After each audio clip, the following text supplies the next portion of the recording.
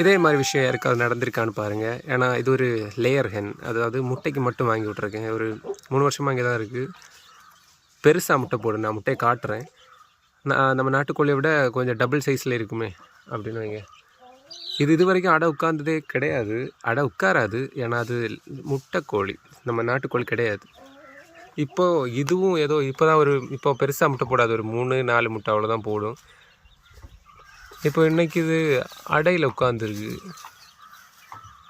நான் இப்போது இது இப்படி பிடிக்க போனேன் அப்படின்னா சவுண்டு போடுது.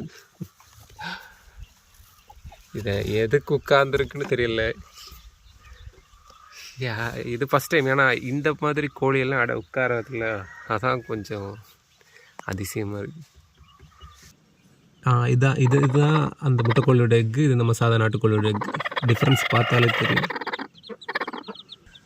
சில்கியோட முட்டை நிறைய இங்கே வச்சுருந்தேன். இன்றைக்கும் சண்டை போட்டு ஒன்றை உடச்சிருச்சு. இதுக்கு ஏதாவது சொல்யூஷன் கண்டுபிடிக்கணும். நான் இங்கே வராது அப்படின்னா நினச்சி அதை தனியாக இங்கே தூக்கி வச்சேன். எல்லாம் இங்கே தான் முட்டையை போடுது.